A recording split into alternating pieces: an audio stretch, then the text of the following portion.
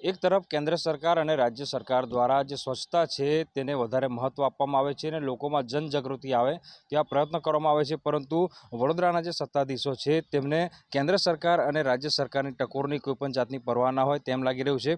આ સીધા દ્રશ્યો તમને બતાવીશું કે આ ઈ રિક્ષા છે તે ભાયલી સ્મશાન ખાતે મૂકવામાં આવી છે। જે તે વખતે ભાયલી ગ્રામ પંચાયતમાં હતું ત્યારે વુડા દ્વારા ભાયલી ગ્રામ પંચાયતને આ 10 જેટલી ઈ રિક્ષા છે તે ફાળવવામાં આવી હતી અને થોડા સમય બાદ જે ભાયલી ગ્રામ પંચાયત છે તેનો કોર્પોરેશનમાં સમાવેશ થઈ ગયો।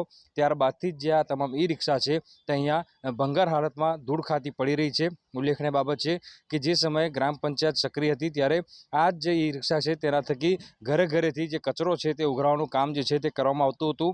ત્યારબાદ જે ભાયલી ગામ છે તે કોર્પોરેશનની હદમાં આવી ગયું અને કોર્પોરેશનની હદમાં આવ્યા બાદ આ જે ઈ રિક્ષા છે તેને ભાયલી સ્મશાન ખાતે મૂકી રાખવામાં આવી છે। આજે વાતને વર્ષો વીતી ગયા, પરંતુ વુડા હોય કે પછી વડોદરા મહાનગરપાલિકા હોય તેમના દ્વારા આ જે ઈ રિક્ષા છે તેની દરકાર લેવામાં નથી આવી। એટલે કે સરકારના જે બંને વિભાગો છે તેમની વચ્ચેના સંકલનના અભાવને કારણે આ જે ઈ રિક્ષા છે તે અત્યારે ભંગાર બની ગઈ છે।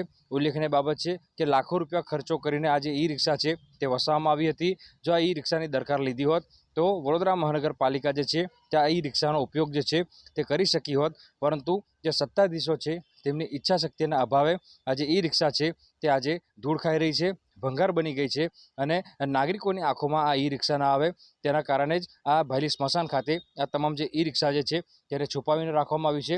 સત્તાધીશો ભલે આજે લાખો રૂપિયાના ખર્ચાની દરકાર ન લેતા હોય, પરંતુ છેવટે નાગરિકોના ખિસ્સાના પૈસા હોય છે તેમાંથી જ આ જે ઈ રિક્ષા જે છે તે વસવામાં આવી છે।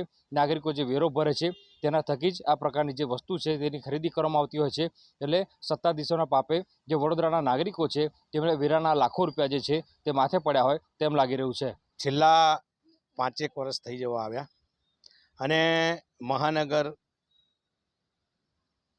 પાલિકા વડોદરા દ્વારા ભાયલી સહિત 7 ગામોને કોર્પોરેશનમાં સમાવેશ કર્યો, પરંતુ 5 વર્ષથી કંઈ કામકાજ એમ થતું જ નથી। એ તો બધાને દેખાઈ આવે જ છે અને પ્રજા પણ અત્યારે એની વિરુદ્ધમાં છે।